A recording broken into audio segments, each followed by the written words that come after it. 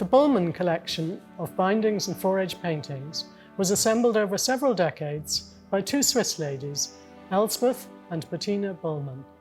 Fore-edge paintings first appear on books published in England in the mid-17th century, having already been done in countries like Italy before that.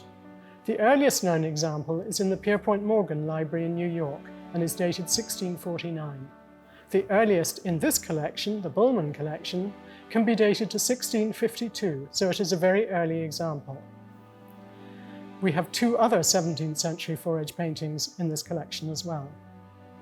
After that, we have several examples from the 18th century, most of them done by the firm of Edwards of Halifax in Yorkshire, a family-run firm founded by William and joined by his sons.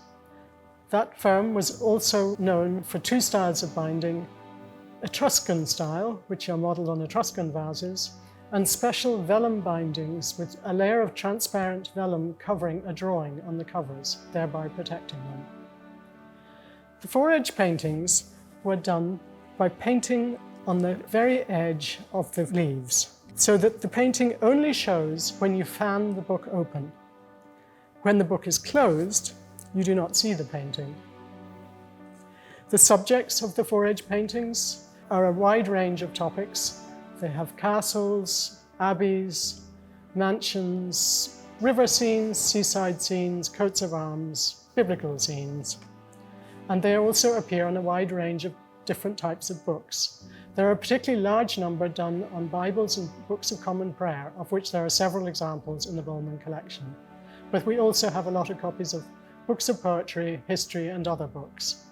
It is a fantastic collection, and we are absolutely thrilled to be adding it to our collections in Trinity Library. This is a nice copy of the Book of Common Prayer from the early 19th century. It's bound in straight-grained red Morocco with nice marbled end papers. And the fore-edge painting is of Milton Abbey in Dorset in the south of England.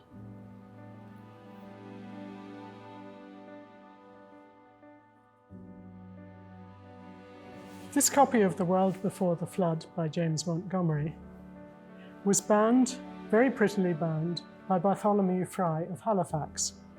He had worked with Thomas Edwards of Halifax, the famous bookbinders.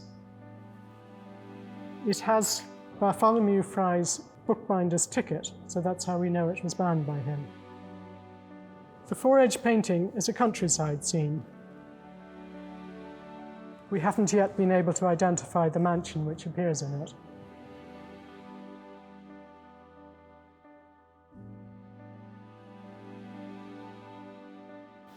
This is an early 19th century edition of John Gay's Fables. It was a very popular book at the time. It has pretty marbled end papers and the bookplate of a Mrs. Phillips, but we don't know who Mrs. Phillips was exactly. The building you see on the fore-edge painting is the Theatre Royal in Covent Garden. It is now the Royal Opera House in Covent Garden in London. This is a copy of the Argonautic expedition of Apollonius Rhodius, written in the 3rd century BC as a Greek epic poem. It is very attractively bound with a very pretty roll around the edges. It was in the library of Estelle Duhigny, who assembled a very large collection of fore-edge paintings in the United States in the 20th century. The fore-edge painting shows the Acropolis in Athens, a suitable subject for a poem that is set in Greece and Italy.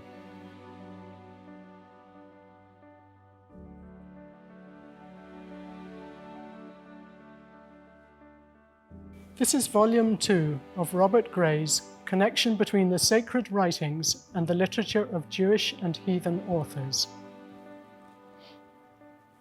It has the bookplate of the Honourable Chute Barrington, who was the Bishop of Durham and to whom the work was dedicated by the author.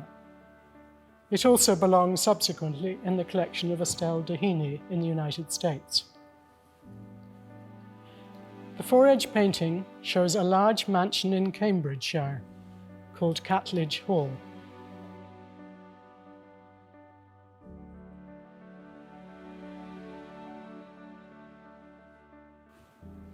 This is a book of poetry by Nicholas Mitchell called The Spirits of the Past.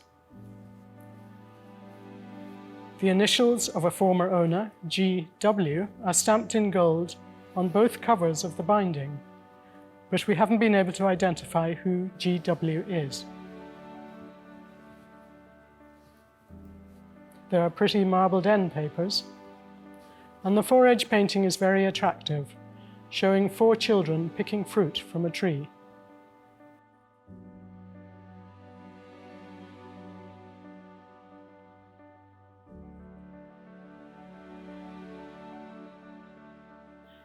This book, Historical Essay upon the Government of the Church of England, was written by George Reynolds, who was Archdeacon of Lincoln Cathedral. It is inscribed to Arthur Onslow as the gift of the author, and Arthur Onslow was probably the Speaker of the House of Commons at that time. It is also particularly special because there are 2 double fore-edge paintings. On one side, we see Lincoln Cathedral.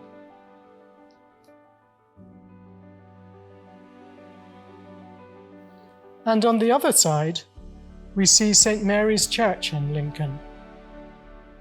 These fore-edge paintings are very relevant to this book, since the author was the Archdeacon of Lincoln Cathedral.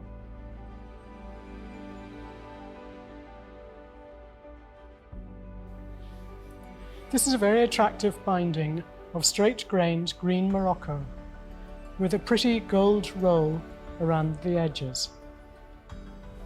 It is a copy of Histoire Russe by Marie Menzikoff and Fedor Dolgoruki. In keeping with the French subject matter, the fore-edge painting on this second volume is the Château de Fontainebleau in France.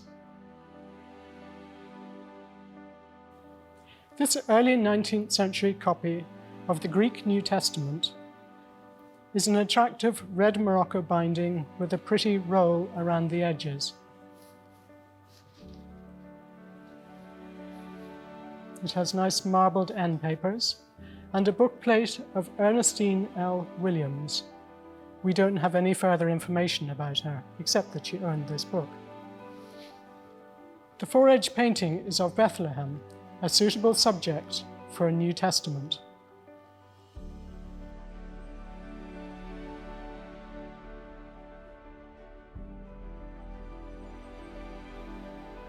This folio volume, Thomas Weston's copybook written for the use of the young gentlemen at the Academy in Greenwich, is bound in panelled Morocco. The fore-edge painting is of a heraldic shield with attractive flowers and butterflies in the corners.